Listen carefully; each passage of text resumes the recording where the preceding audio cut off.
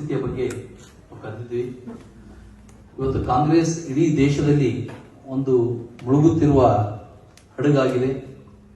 ಕಾಂಗ್ರೆಸ್ ಸಿದ್ಧಾಂತನೇ ಮುಂಚೆಯಿಂದ ದೇಶದ್ರೋಹದ ಸಿದ್ಧಾಂತ ಇದೆ. ದೇಶದ ವಿಭಜನೆಗೆ ಕಾರಣವಾದಂತಹ ಕಾಂಗ್ರೆಸ್ ಪಕ್ಷ ಇಡೀ ರಾಷ್ಟ್ರದಲ್ಲಿ ಅತಿ ಹೆಚ್ಚು ವಿಭಜನೆ ಆದಂತಹ ಪಕ್ಷ ಯಾವುದಾದ್ರೂ ಕಾಂಗ್ರೆಸ್ ಪಕ್ಷ ಇದೆ. ಇವತ್ತು ನಮ್ಮ ಜಿಲ್ಲೆಯಲ್ಲಿಯೂ ಕೂಡ ಕಾಂಗ್ರೆಸ್ ವಿಭಜನೆಯ ಹಾದಿ ಹಿಡಿದಿದೆ. ಇವತ್ತ ಸುಡುವ ಮನೆಯಾಗಿ ಕಾಂಗ್ರೆಸ್ ಪರಿವರ್ತನೆಯಾಗಿದೆ. ಇವತ್ತು ಕಾಂಗ್ರೆಸ್ ತಮ್ಮ ಆಂತರಿಕ ಕಿತ್ತಾಟವನ್ನು ಸುಮ್ಮನೆ ಆರೋಪ ಮಾಡಿ ನಮ್ಮ ಪಕ್ಷದ ಮೇಲೆ ಸುಳ್ಳು ಆರೋಪಗಳನ್ನು ಮಾಡ್ತಾ ಇದ್ದಾರೆ. ಇವತ್ತು ಕಾಂಗ್ರೆಸ್ನ ಕೆಲವು ನಾಯಕರು, ಮಾಜಿ ಶಾಸಕರು, ಮಾಜಿ ಸಚಿವರು, ಎಂಎಲ್ಸಿಗಳು ಕಳೆದ 3-4 ದಿನಗಳ ಹಿಂದೆ ಮಾಧ್ಯಮದಲ್ಲಿ ನಮ್ಮ ಶಾಸಕರ ಬಗ್ಗೆ ಹೇಳಿಕೆಗಳನ್ನು ಕೊಡ್ತಾ ಕೆಲವೊಂದು ಹೇಳಿಕೆಗಳನ್ನು ನೋಡಿದ್ದೀವಿ. ಮಾಜಿ ಶಾಸಕ ರಾಜಶೇಖರ್ ಪಾಟೀಲ್ ಅವರು, ಶಾಸಕರಾದ ಭೀಮರಾವ್ ಪಾಟೀಲ್ ಅವರು, ವಿಧಾನ ಪರಿಷತ್ ಸದಸ್ಯರಾದ ಭೀಮರಾವ್ ಪಾಟೀಲ್ ಅವರು, ಅರವಿಂದ್ ಅರಳಿ ಅವರ ಹೇಳಿಕೆಗಳನ್ನು ನಾವು ಮಾಧ್ಯಮಗಳಲ್ಲಿ ಗಮನಿಸಿದ್ದೀವಿ. ತಮ್ಮ ಮಾಧ್ಯಮದಲ್ಲಿ ಅದನ್ನು ನೋಡಿದ್ದೀವಿ. ಇವತ್ತು ನಿಜವಾಗಿ ಹೇಳಬೇಕಾದ್ರೆ ಪಕ್ಷದ್ರೋಹ ಅನ್ನೋದು ಎಲ್ಲಾದ್ರೂ ಇದ್ರೆ ಅದು ಬೀದರ್ ಜಿಲ್ಲೆಯ ಕಾಂಗ್ರೆಸ್ನ ಮನೆ ಮಾತಾಗಿದೆ. ಹಿಂದೆ ಈಶ್ವರ್ ಖಂಡ್ರೆ ಅವರು ಜೆಡಿಎಸ್ ನಿಂದ ಬಾಬುರಾವ್ ಗುದ್ಗೆ ಅವರು ಎಂಎಲ್ಸಿ ಕಾಂಟೆಸ್ಟ್ ಮಾಡಿದಾಗ ಅವತ್ತು ಬಸವರಾಜ್ ಪಾಟೀಲ್ ಅವರು ಕಾಂಗ್ರೆಸ್ನ ಅಭ್ಯರ್ಥಿಯಾಗಿದ್ದರು. ಅವತ್ತು ಬಾಬುರಾವ್ ಗುದ್ಗೆ ಅವರಿಗೆ ಸಪೋರ್ಟ್ ಮಾಡಿದ್ದು ಈಶ್ವರ್ ಖಂಡ್ರೆ.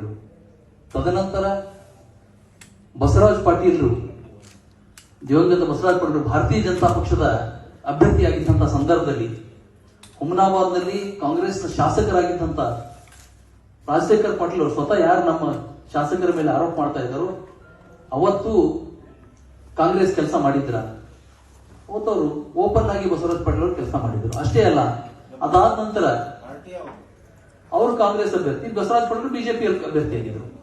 ಅಲ್ಲಿ ಪಕ್ಷದ್ರೋಹ ಮಾಡಿದ್ರು. ತದನಂತರ ಮುಂದೆ 1 ತಿಂಗಳ 2 ತಿಂಗಳಲ್ಲಿ ಜಿಲ್ಲಾ ಪಂಚಾಯತಿ ಚುನಾವಣೆ ನಡೀತು.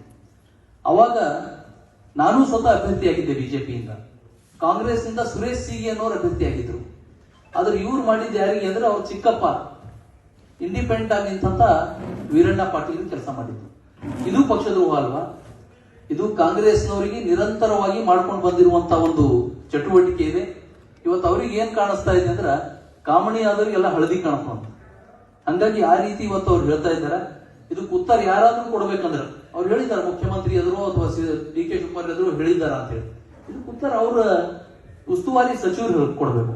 ಮತ್ ಕಳೆದ 1 ವರ್ಷದಿಂದ ನಾವು ಹೇಳ್ತಾ ಇದ್ವಿ, ಒಂದು ವರ್ಷದಿಂದ ಇವತ್ತು ಜಿಲ್ಲೆಯಲ್ಲಿ ಜಿಲ್ಲಾಡಳಿತ ನೆಲಕಚ್ಚಿ ಹೋಗಿದೆ ಅಂತ ಇವತ್ತು ಕಾಂಗ್ರೆಸ್ನವರು ಆರೋಪ ಮಾಡ್ತಾ ಇದ್ದಾರೆ. ನಾವು ಹೇಳಿದಾಗ ಸಮರ್ಥನೆ ಮಾಡ್ಬೇಕಿತ್ತು. ನಿಜವಾಗಿ ಹೇಳ್ಬೇಕಾದ್ರು ಇವತ್ತು ಜಿಲ್ಲಾಡಳಿತ ಪೂರ್ತಿ ಕುಸಿತ ಆಗಿದೆ. ಇವತ್ತ ಸ್ವತಃ ಉಸ್ತುವಾರಿ ಸಚಿವರ ಕ್ಷೇತ್ರದಲ್ಲಿ ಮರಳು ಮಾಫಿಯಾ ನಡೀತಾ ಇದೆ. ಇವತ್ತು ಜಿಲ್ಲೆಯಲ್ಲಿ ದರೋಡೆಗಳು, ಹಗಲು ದರೋಡೆಗಳು ನಡೀತಾ ಇವೆ, ಕೊಲೆಗಳಾಗ್ತಾ ಇವೆ.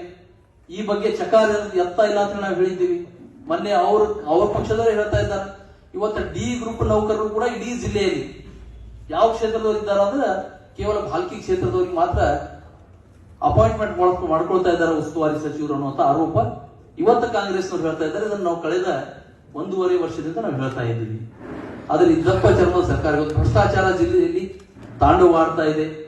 ಇವತ್ತು ನಾವು ನಿರ್ಣಾ ಹತ್ರ ಹೋಗಿ, ಇವತ್ತು ನಿರ್ಣಾ ಹತ್ರ ಒಂದು ಕ್ಲಬ್ ನಡೀತಾ ಇದೆ ಓಪನ್ ಆಗಿ.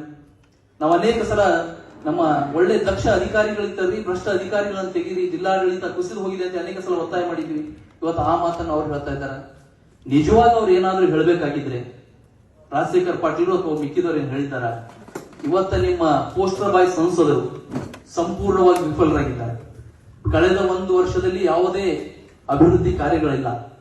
ಹಿಂದೆ ನಮ್ಮ ಸಂಸದರಿದ್ದಾಗ ರಸ್ತೆಗಳು, ಇವತ್ತು ಅವರಾದ ರಸ್ತೆ ಇರ್ಬೋದು, ಜಿಲ್ಲೆಯಲ್ಲಿ ಎಲ್ಲ ಹೈವೇಗಳಿರ್ಬೋದು, ಇವತ್ತ ಸೋಲಾರ್ ಪ್ಲಾಂಟ್ ಇರ್ಬೋದು, ಇವತ್ತು ರೈಲ್ವೆಗಳಿರ್ಬೋದು, ಪಾಸ್ಪೋರ್ಟ್ ಆಫೀಸ್ಗಳು, ನಾವು ಅನೇಕ ಕೆಲಸಗಳು ನಮ್ಮ ಒಂದು ಪೀರಿಯಡ್ ಅಲ್ಲಿ ಆಗಿದೆ. ಬಿಜೆಪಿಯ ಸಂಸದರಿದ್ದಾಗ ಆಗಿದೆ.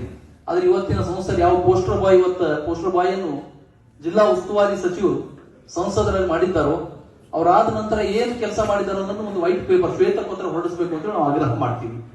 ಇದ್ರ ಜೊತೆಯಲ್ಲಿ ಇವತ್ತು ಅವ್ರು ಇನ್ನೊಂದು ಮಾತನ್ನು ಹೇಳಿದ್ದಾರೆ. ಬಿಜೆಪಿಯವರು ಭೀಮಣ್ಣ ಖಂಡ್ರೆ ಅವ್ರ ಮನೆಗೆ ಹೋಗಿದ್ದಾರೆ ಅಂತ ಹೇಳಿ. ಕಾಂಗ್ರೆಸ್ನವರಿಗೆ ಮಾನವೀಯತೆ ಅನ್ನೋದು ಹೊರಟೋಗಿದೆ ಅನ್ನಿಸ್ತಾ ಇದೆ. ಭೀಮಣ್ಣ ಖಂಡ್ರೆಯವರು ಎಲ್ಲದರಲ್ಲೂ ರಾಜಕೀಯ ಮಾಡೋದಿರಲ್ಲ. ಅವ್ರು ವಯೋವೃದ್ಧರಾಗಿದ್ದಾರೆ, ಶತಾಯುಷಿಗಳಾಗಿದ್ದಾರೆ. ಅವರ ಆರೋಗ್ಯನ ವಿಚಾರಣೆ ಮಾಡಬೇಕಂತ ನಮ್ಮ ಕೇಂದ್ರ ಸಚಿವರು ಬಂದಿದ್ದಾಗ ಅವ್ರ ಮನೆಗೆ ಹೋಗಿದ್ರು. ರಾಜಕೀಯ ಮಾಡೋರು ಹಗಲತ್ ಹೋಗಲ್ಲ. ಇವ್ರು ಕಾಂಗ್ರೆಸ್ದವ್ರು ಅನೇಕ ಸಲ ನಮ್ಮಲ್ಲಿ ನಿಮ್ ಪಕ್ಷಕ್ಕೆ ಸೇರ್ತೀವಿ ಅಂತ ರಾತ್ರಿ ಎಲ್ಲ ಬಂದವರಿದ್ದಾರೆ. MP ಟಿಕೆಟ್ ಕಡೆ ನಮ್ಮಲ್ಲಿ ಬಂದಿದ್ದವರಿದ್ದಾರೆ ಅನೇಕ. ಅದಕ್ಕೆ ನಾವು ಅದನ್ನ ಮಾಡ್ಲಿಕ್ಕೆ ಹೋಗಿಲ್ಲ. ಮಾನವೀಯತೆ ಇದ್ರ ಮೇಲ್ಗಡೆ ಅವ್ರ ಮನೆಗೆ ಅವ್ರ ಇದೆ. ನಮ್ಗೆ ಒಬ್ಬ ಕೇಂದ್ರ ಸಚಿವರು ಬಂದಾಗ ಸಚಿವರ ಜೊತೆ ನಾವಿರೋದು ಅದು ಒಂದು ಪ್ರೋಟೋಕಾಲ್ ಇದೆ. ನಮ್ಮ ಸಚಿವರು, ನಾನು ಅಲ್ಲಿಂದ ಬಂದಿದ್ದೀನಿ, ಭೀಮಣ್ಣ ಖಂಡ್ರೆ ಅವರಿಗೆ ಆರೋಗ್ಯ ಸರಿ ಇಲ್ಲ, ನಾವು ಅವರನ್ನು ಕಾಣಬೇಕು, ಅವ್ರನ್ನ ಭೇಟಿ ಮಾಡಿ ಬರಬೇಕು ಅಂದಾಗ ನಮ್ಮ ಶಾಸಕರೆಲ್ಲ ನಾವೆಲ್ಲ ಹೋಗಿದ್ದಿತ್ತು. ಇದರಲ್ಲಿ ಯಾವ್ದು ರಾಜಕೀಯ ಇದೆ? ಯಾರು ನಮ್ಮ ವಿಧಾನ ಪರಿಷತ್ ಸದಸ್ಯರು ಹೇಳ್ತಾ ಇದಾರೆ ಕಾಂಗ್ರೆಸ್ ಯಾರು ಬಿಜೆಪಿ ಯಾರು ಕಾಣ್ತಾ ಇಲ್ಲ, ಅದು ಸೇರ್ಪಡೆ ಕಟ್ಟೆ ಇದೆ ಅಂತ ಹೇಳಿ. ಅಲ್ಲಿ ಸೇರ್ಪಡೆ ಆಗ್ಲಿಕ್ಕೆ ಅವ್ರು ಹಾತೊರಿತಾ ಇದ್ದಾರೆ. ಫೋಟೋ ನಾವು ತಗೊಂಡಿಲ್ಲ, ಅಲ್ಲಿದ್ದಂತ ಕಾಂಗ್ರೆಸ್ ಕಾರ್ಯಕರ್ತರು ನಮ್ಮ ಮಂತ್ರಿ ಜೊತೆ ನಮ್ಮ ಜೊತೆ ಫೋಟೋ ತಗೊಳ್ಳಿಕ್ಕೆ ಹಾತೊರಿತಾ ಇದ್ರು. ಅವ್ರು ತಗೊಂಡಿರುವಂತ ಫೋಟೋ ನಾವು ಫೇಸ್ಬುಕ್ ಅಲ್ಲಿ ಬಿಟ್ಟಿಲ್ಲ, ಅವ್ರ ಕಾರ್ಯಕರ್ತರೇ ಬಿಟ್ಟಿರುವಂತ ಫೋಟೋ. ಅದಕ್ಕಾಗಿ ಇವತ್ತು ಅನೇಕ ಜನ ಇಡೀ ದೇಶದಲ್ಲಿ ಕಾಂಗ್ರೆಸ್ನವರು ಬಿಜೆಪಿಗೆ ಬರ್ಲಿಕ್ಕೆ ಹಾತೊರಿತಾ ಇದ್ದಾರೆ. ಆ ರೀತಿ ನಮ್ಮ ಜಿಲ್ಲೆಯಲ್ಲೂ ಕೂಡ ನಿಮ್ಮ ಜಗಳ ನೋಡ್ಕೊಂಡು ಆ ಕಾಂಗ್ರೆಸ್ ಕಾರ್ಯಕರ್ತರು ಕೂಡ ಕಾಂಗ್ರೆಸ್ನಿಂದ ರೋಸ್ ಹೋಗಿ, ನಿಮ್ಮ ಇದರಿಂದ ರೋಸ್ ಹೋಗಿ ಇವತ್ತ ನಮ್ಮ ಪಕ್ಷಕ್ಕೆ ಬರಬೇಕು ಅಂತ ಹೇಳ್ತಾ ಇದ್ದಾರೆ. ಅದಕ್ಕಾಗಿ ಇವತ್ತ ಜಿಲ್ಲೆಯಲ್ಲಿ ಅವ್ರೇನು ಆರೋಪ ಮಾಡಿದ್ದಾರ, ಈ ಆರೋಪಗಳು ಸತ್ಯಕ್ಕೆ ದೂರವಾಗಿದ್ದು. ಭಾರತೀಯ ಜನತಾ ಪಕ್ಷ ಒಂದು ಕೇಡರ್ ಬೇಸ್ಡ್ ಪಾರ್ಟಿ ಇದೆ. It is not A leader based party.